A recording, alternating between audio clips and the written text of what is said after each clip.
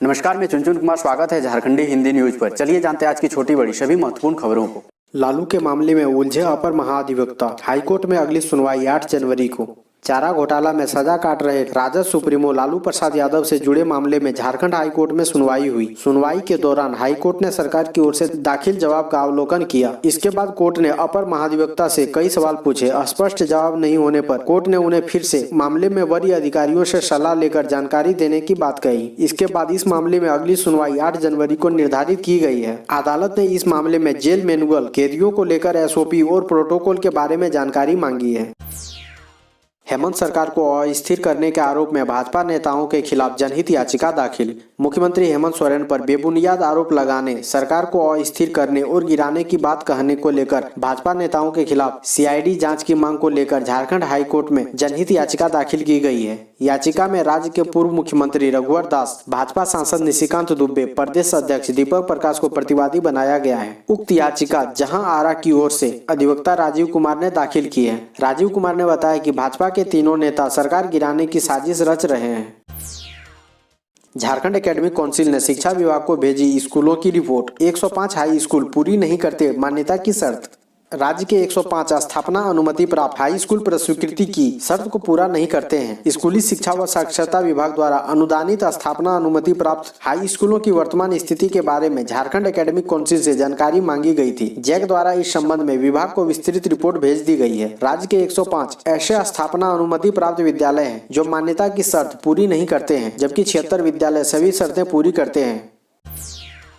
Supreme court से राज्यसभा सांसद धीरज साहू को मिली बड़ी राहत। निर्वाचन को चुनौती देने वाली याचिका हुई खारिज। राज्यसभा सांसद धीरज प्रसाद साहू को सुप्रीम कोर्ट से बड़ी राहत मिली है। सुप्रीम कोर्ट ने धीरज साहू के निर्वाचन को चुनौती देने वाली याचिका को खारिज कर दिया है। राज्यसभा चुनाव में बीजेपी की ओर से प्रत्याशी रहे प्रदीप संथालिया ने राज्यसभा सांसद धीरज प्रसाद साहू के निर्वाचन को चुनौती दी थी। श्री संथालिया ने पहले झारखंड हाईकोर्ट और उसके बाद सुप्रीम कोर्ट में चुनौती दी थी। अपनी याचिका में प्रदीप संथालिया ने कहा था कि धीरज साहू का निर्वाचन गलत है, इसलिए धीरज साहू के निर्वाचन को रद्द किया जाना चाहिए।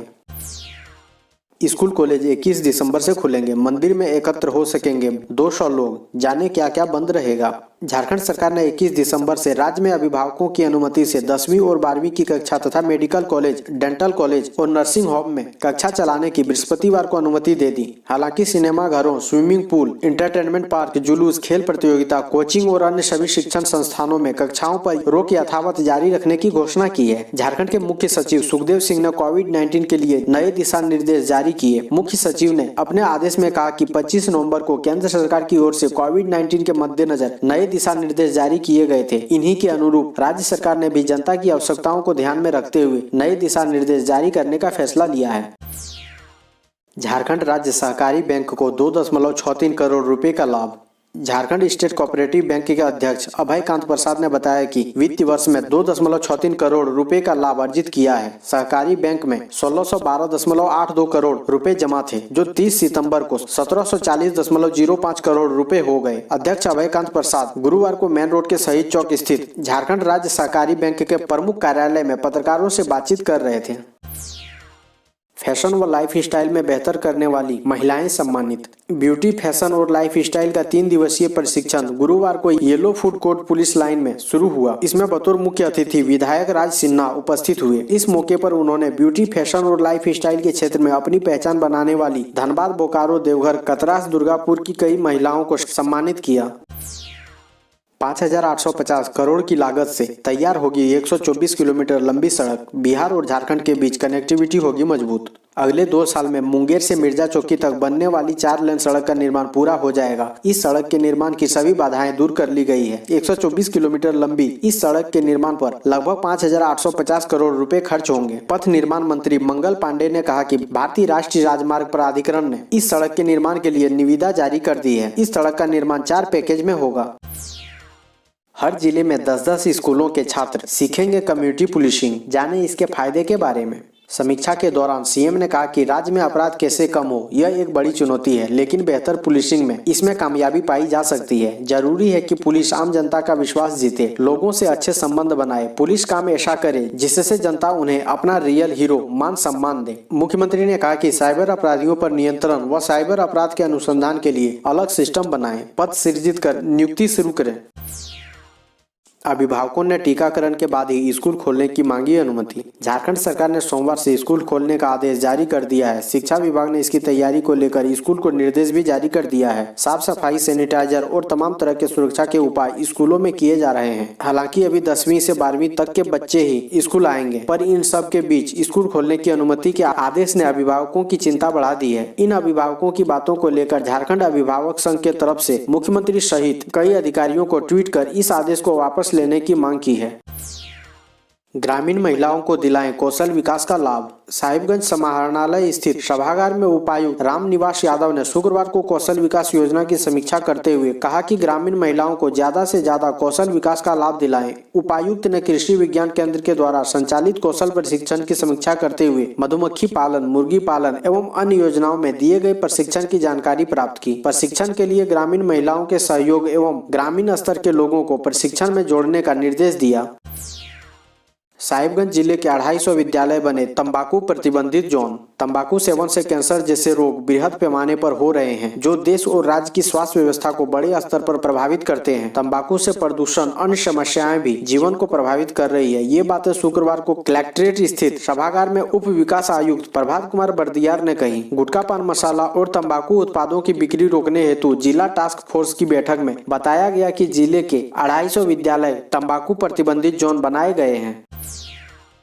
केंद्र सरकार ने किया साफ, नियामकों की मंजूरी के बाद ही किसी वैक्सीन को दी जाएगी मंजूरी। जाने टीकाकरण से जुड़े महत्वपूर्ण सवालों के जवाब। कोविड-19 वैक्सीन के सुरक्षित और प्रभावी होने की आशंकाओं के बीच केंद्र स्वास्थ्य मंत्रालय ने साफ कर दिया है कि टीके के चयन और अप्रूवल को लेकर किसी तरह की जल्दबाजी नहीं की जाएगी। मंत्रालय ने कहा कि सुरक्षा और कारगर होने के आधार पर नियामक संस्थानों की हरी झंडी मिलने के बाद ही देश में किसी वैक्सीन को मंजूरी दी जाएगी। मंत्रालय का कहना है कि लोगों की सुरक्षा सर्वोपरि है और सुरक्षित टीकाकरण अभियान के लिए राज्यों को टीके के साइड इफेक्ट की स्थिति से निपटने के लिए पहले से बंदोबस्त करने के लिए भी कहा गया है। स्वास्थ्य विभाग के प्रधान सचिव की चेतावनी, 400 रुपए में जांच नहीं की तो बंद कराएंगे निजी लैब। स्वास्थ्य विभाग के प्रधान सचिव डॉक्टर नितिन कुलकर्णी ने कहा कि सुप्रीम कोर्ट का आदेश है कि कोरोना की आरटीपीसीआर जांच 400 रुपए में करनी है। यह सभी राज्यों के लिए है। झारखंड ने भी 400 रुपए में जांच करने की दर निर्धारित कर दी है। हालांकि ऐसा सुनने में आ रहा है कि कुछ निजी लैब इस दर पर जांच के लिए तैयार नहीं है। वे जांच नहीं करेंगे तो ऐसे निजी लैब पर कार्रवाई की जाएगी। राज्य में लैब को बंद करवा दिया जाएगा। लैब संचालकों को समझना होगा कि कोर्ट के आदेश के तहत ही ऐसा किया गया है। सामान्य ट्रेन सेवा को लेकर रेलवे बोर्ड के अध्यक्ष का बड़ा बयान। कोरोना महामारी के दौरान बंद रेल सेवाएं कब से सामान्य होगी, हर किसी के मन में ये सवाल है। लॉकडाउन के बाद रेलवे धीरे धीरे ट्रेनों का संचालन तो कर रहा है, लेकिन पूरी तरह से रेल सेवा सामान्य होने में अभी समय लगेगा। इस संबंध में रेलवे बोर्ड के अध्यक्ष वीके यादव ने शुक्रवार को जानकारी दी। कहा कि सामान्य रेल सेवाएं बहाल होने की निश्चित तारीख बता पाना संभव नहीं है। रेलवे अधिकारी हालात पर करीब से नजर रख रहे हैं और सामान्य ट्रेन सेवाओं को धीरे धीरे चरणबद्ध तरीके से बहाल किया जाएगा। झारखंड के मेडिकल कॉलेजों में नहीं पढ़ाई करना चाहते नीट के टॉप स्टूडेंट्स। नीट के टॉप स्टूडेंट झारखंड के मेडिकल कॉलेज में पढ़ना नहीं चाहते हैं। यही कारण है कि नीट की सेकंड काउंसलिंग के तहत राज्य के मेडिकल कॉलेजों में ऑल इंडिया कोटे की कुल 49 सीटों में से 19 सीटें सरेंडर हो गई है। इसमें रिम्स की भी 3 सीटें हैं। सबसे अधिक एमजीएम मेडिकल कॉलेज जमशेदपुर की 15 में से 11 सीटें सरेंडर हुई है। अब इन सीटों पर स्टेट कोटे के छात्र छात्राओं को प्राथमिकता दी जाएगी। झारखंड में सरकारी मेडिकल कॉलेजों में ऑल इंडिया कोटे की सीटें खाली रहने पर मेडिकल एजुकेशन डिपार्टमेंट के अफसर चुप हैं। हालांकि जानकारों का कहना है कि धनबाद व एमजीएम मेडिकल कॉलेज में इंफ्रास्ट्रक्चर का अभाव है। टीचर्स की कमी से पीएमसीएच में सीटें नहीं बढ़ पा रही है। हालांकि इस बार 19 ऑल इंडिया कोटे की सीटें स्टेट कोटे में कन्वर्ट होने से राज्य के छात्रों के लिए सीटें जरूर बढ़ गई है।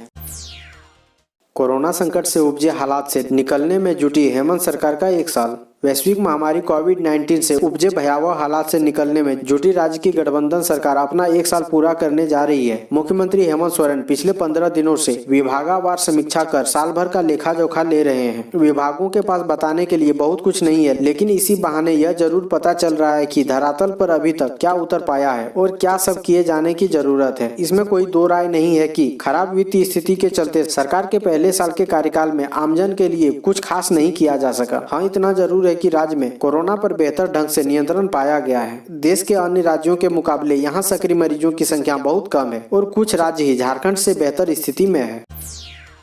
अब बस एक क्लिक से मिलेगी झारखंड के सभी उच्च शिक्षण संस्थानों के बारे में जानकारी। जानिए कैसे।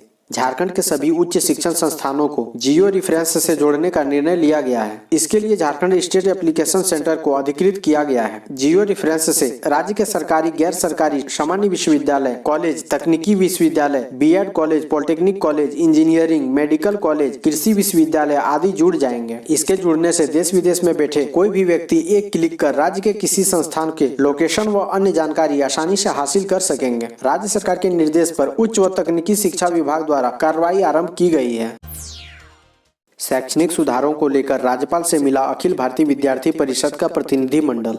अखिल भारतीय विद्यार्थी परिषद झारखंड के एक प्रतिनिधिमंडल ने शुक्रवार को राज्यपाल द्रौपदी मुर्मू से मिलकर राज्य के विश्वविद्यालयों में शैक्षणिक सुधारों को लेकर ज्ञापन सौंपा। परिषद ने राज्यपाल से नए मेडिकल कॉलेज पलामू, देवघर, दुमका, हजारीबाग के वर्तमान सत्र में नामांकन की अनुमति दिलाने की ओर पहल करने की मांग की है। इसमें शिक्षकों एवं संसाधनों की कमियों को दूर करने के लिए सरकार को निर्देश देने का अनुरोध किया गया है, ताकि नामांकन की प्रक्रिया प्रारंभ हो सके। साथ ही स्कूली तथा उच्च शिक्षा में अनुसूचित जनजाति, अनुसूचित जाति तथा अन्य पिछड़ा वर्ग के छात्रों को कल्याण विभाग द्वारा दी जाने वाली छात्रवृत्ति की राशि बढ़ाने के भी निर्देश देने की मांग प्रतिनिधिमंडल ने की।